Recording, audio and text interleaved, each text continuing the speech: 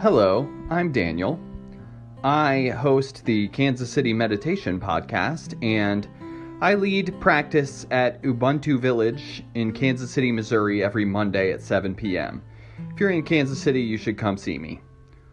These teachings will always be offered free of charge, but if you feel compelled to make a donation, please see the link in the show notes. Thank you for listening. I have a talk prepared, and I'm transitioning to giving talks without notes. So we'll see how it goes. But I'm trying to not read to people anymore. So this talk I've prepared is called, I'm going to call it Life Advice from the Buddha. Life Advice from the Buddha. I generally, and I'm still going to do that today, I stay away from kind of mysterious and weird terminology. I'm trying not to use the word weird anymore. I stay away from terminology that, plain language. I like to use plain language. So I don't talk about the Buddha very much, but today I'm going to, because there's this life advice from the Buddha that I want to go over and see if we can kind of take it from where it's kind of unrelatable and make it relatable. That's something I like to do, is take things that are unrelatable and make them relatable. So this is a quote from the Buddha that is just sounds like a very simple and short quote, and it is, refrain from evil, do good, and subdue the mind thoroughly. Refrain from evil, do good, and subdue the mind thoroughly. And it's because of that first one, that evil one, that made me think about it.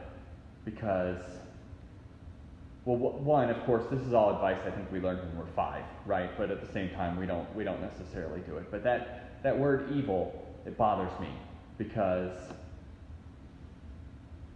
evil, when I think of that word, I'm thinking either, on the one hand, I'm thinking of something kind of silly, like Austin Powers' Dr. Evil, or like a cartoon character who ties you to the railroad tracks so a train hits you, or something ridiculous like that. Or I'm thinking of war crimes or demons or something, right? So that's unrelatable, because I'm not evil, I'm not doing those things, right? So I would like to submit that I would rather, instead of using that word evil, I would rather it be, don't be a jerk. Which I've stolen that. That's not my description. There's a Buddhist writer named Brad Warner who came up with that, but I really like it because it says things a little more clearly. So when my kid runs in the front door and shuts it right behind him, so the other kids are like, why'd you shut the door in my face? That's not evil, right? That's being a jerk. Or if you cut in line in front of someone, that's not evil, that's being a jerk. So I like that don't be a jerk a lot better than refrain from evil. And again, that's something that we know that already. We know we shouldn't be mean to other people, but sometimes we just really want to, so we do it anyway. And so when my kids fight, what I tell them is don't be a jerk. Of course I don't say refrain from evil. That sounds really weird, refrain from evil. But that's how that is always translated. That advice from the Buddha, it's always translated as refrain from evil, or don't perform non-virtuous actions, which I think is even worse, because that's it's really unrelatable. So that is refrain from evil. Say don't be a jerk. And the second one is called just do good, which is a little better, but I like to think of just be nice to people. And so I like music a lot, and this is about a song, but there's this song, Try a Little Tenderness by Otis Redding, and I really like it. And in the song, I imagine it as people asking him for relationship advice. And they're like, hey, my wife's really tired all the time, what should I do? And then he's just like, why don't you be nice to her? Maybe try that. Maybe that's the answer to all your problems. And that's the sort of thing, we know we could do that, but sometimes we just don't want to, so we don't. But it's just well, what? Have you tried being nice, right? It's sort of like and this is only vaguely related, but it's sort of like I saw this meme and it says, I feel terrible all the time. My body says, I feel terrible all the time. Or no, my mind says, wow, I'm stumbling over this. My mind says, I feel terrible all the time. And my body says, coffee's not food. Eat a vegetable. You need more than 3 hours of sleep. I really like that because, again, that's something that we know, but we make decisions, and sometimes those decisions aren't aligned with what we know we should do. And one more reference, I promise, and this one's going to be really far afield, but there's a superhero, and he's called One Punch Man, and his superpower is he can fight any enemy and defeat them in one punch.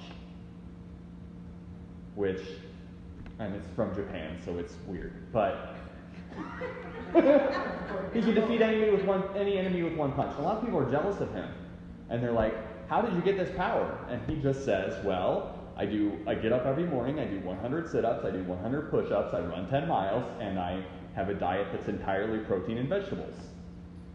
And then people are just like, well, I guess we'll never know. But we know how to get powerful. We know how to take care of ourselves. And it's the same with our relationships, right? It's maybe I should be nice, right? Maybe I should create harmony in the workplace and in my relationships. So that's what I think of with do good. I think of how can we create harmony? How can we just be nice and be helpful? And so the last one is subdue the mind thoroughly.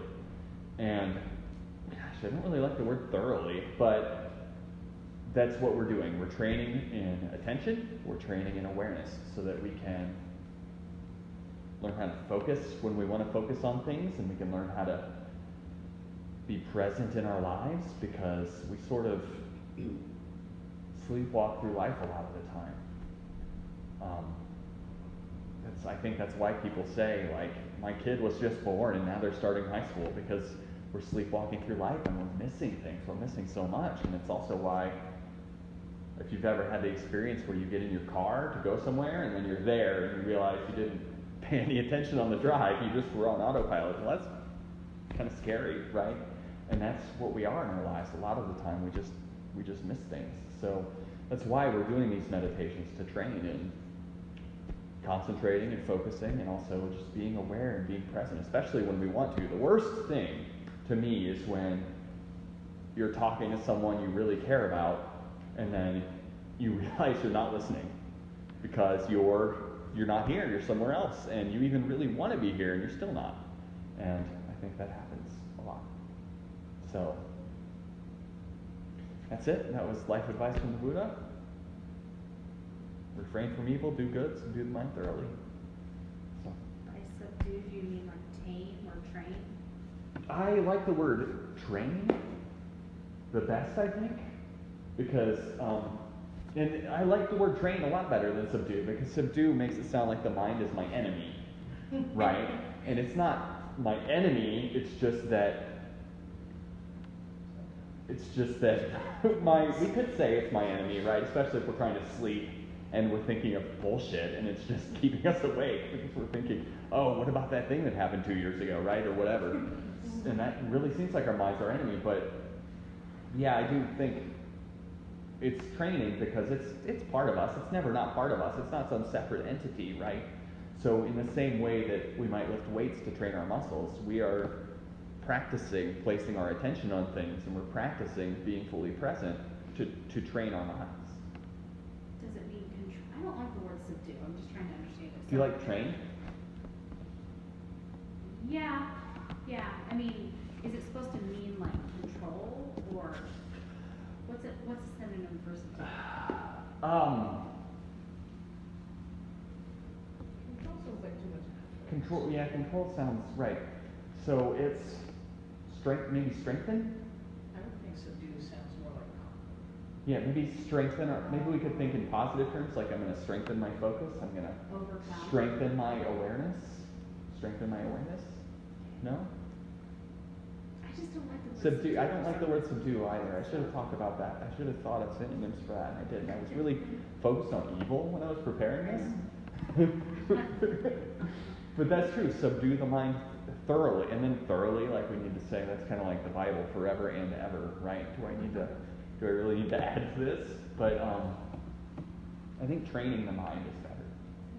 I think training the mind. Subduing makes it sound like the mind is this horrible thing that I'm trying to get a handle on, and it's not. It's just. Well, it kind of is. I- Like, it kind of can fuck up your life.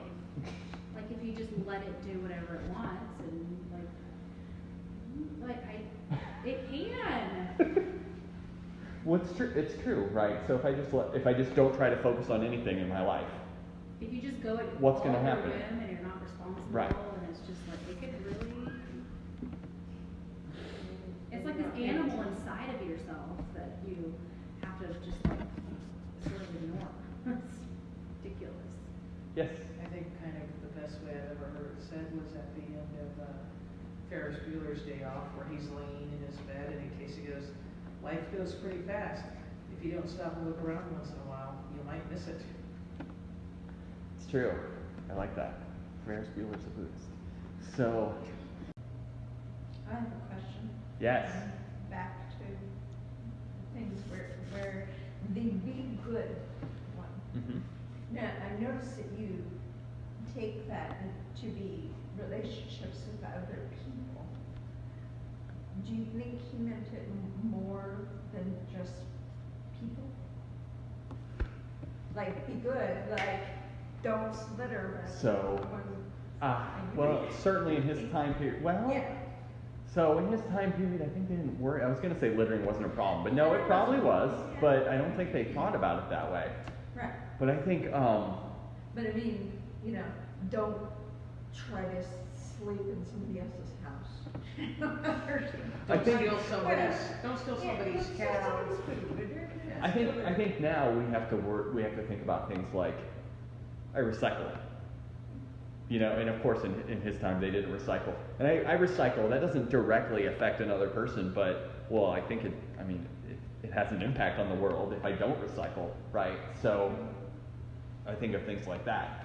But yeah, yes, I think anything, if we can think of how an activity decreases the harmony in the world around us, then it would apply. So littering, right? If you're littering, if I'm leaving a soda bottle in the road, I am making the world a tiny bit a worse place by doing that, right? Because that's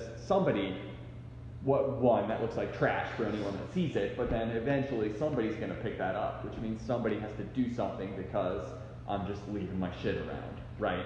So in that sense, although I may not have a direct connection to another person, so it's not like pushing someone down a flight of stairs, it's still it's indirectly connected. And that's one thing we can think about, is how everything's connected. And there are connections to other people. We're not on islands.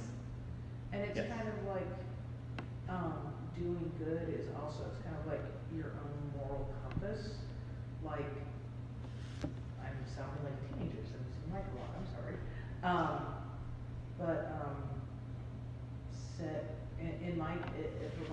For example, for me, I boycott Chick-fil-A because they donate to anti-LGBTQ plus organizations, and I boycott Papa John's because he won't work his employees enough to be able to provide them with health insurance, yet he lives in this big old mansion, and it's like, I feel like I'm doing good because I'm not giving my dollars to those places. It's probably not having a very big impact on them, but it's to me in my moral compass, because I know what they're doing, it feels good and right to me to not give them my money and to go elsewhere. So it's kind of a thing of the good that you have to do, that you can do, is like, to you what feels justified or feels right, as long as, it's not being evil or being a jerk. Right, yeah, I like that a lot. I think we could get caught up in thinking there's a million horrible things happening in the world. I can't do anything, but that's not true. You can do something, right? So we can not eat at Chick-fil-A, although there's probably many things we're consuming and we're buying that maybe we wouldn't be comfortable with all the processes that brought it to us, but still, you can do something. So I think that is important to think about what we can do rather than focusing on things we can't do. Well, if you tried to boycott everything that needed to be boycotted, you might as well just live in a cabin in the woods. Right, right. But then somebody get mad at you for chopping down the trees to build your cabin. Yeah, there'll always be something, but just thinking about what you can do and what's important to you, I think, is good. Have you guys seen The Good Place? Yes, I was just thinking that, The Good Place. It's a show. It just So, ended. everything you do in life gets you points either for the good place or the bad place. So like if you litter, points to the bad place. If you pick up litter, points to the good place. And then Where at the end you're of your going life, it's when you die, yeah. where you're. They don't call it heaven and hell. But the reason I'm saying that is because if you think about that and what's gonna get you points in either way, it'll, like if you only do things that'll get you in the good place, that's a good thing to think about, right? I think it's a good, like, if I'm gonna kick my little brother, that's gonna give me bad place points. So I'm not gonna do that. If I'm gonna go above and beyond and help my little brother, then that's gonna give me good place points. Yeah, but that also raises the argument that I've seen online is if you're only being good because you're thinking of an internal reward, are you really even a good person to begin with? Well, but we don't actually know that that's how it works. I'm just saying, like, I know, if you I'm have a just hard saying, time there's- knowing. Yeah, if you're just saying it's an internal moral compass. Yes. And also, it's talked about in Buddhism sometimes. I don't want to do something good so people think I'm a good person. I want to do Yeah. something good because that's what I should do. Yeah. So, You get points like if you really hate somebody and you don't call them.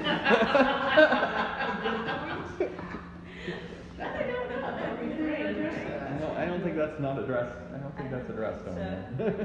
On all these. What about all the people I didn't stab? That's one thing I do is I have the things that I do that make me feel like I'm being a better person and making the world a better place. But I don't do it performatively. Like I have friends that post all the time on Facebook of, look at this article and start doing this and blah blah blah, and I'm like, I'm already doing X, Y, and Z. I don't need to keep saying on Facebook that I'm doing it. I know I'm doing it. I'm doing it for, my reasons. I'm doing it for the right reasons that I've been educated. I'm not going to keep throwing it on Facebook and saying, hey, you need to do this to be a better person.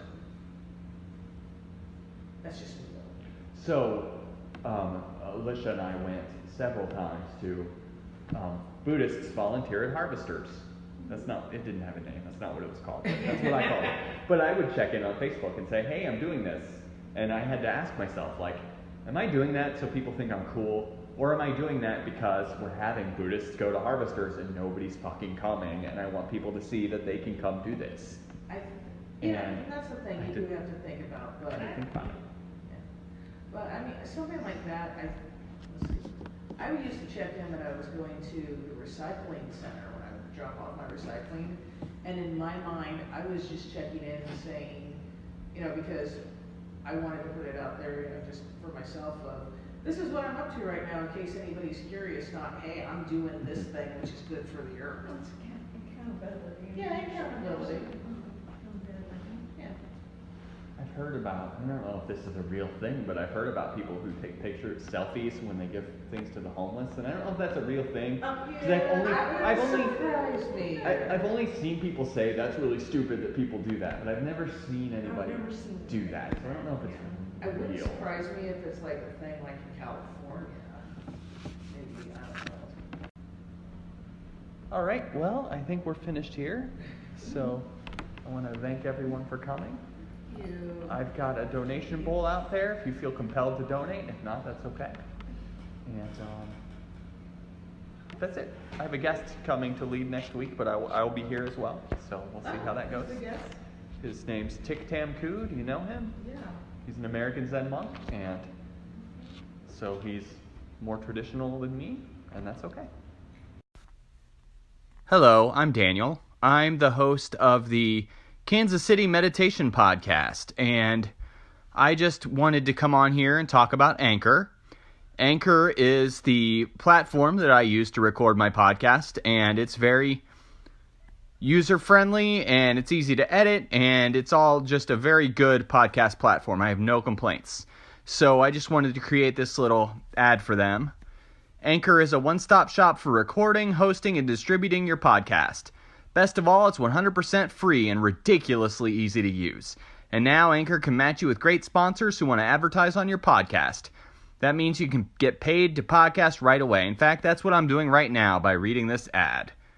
So, if you're interested, go to anchor.fm/start to join me as a podcaster. Have a good day.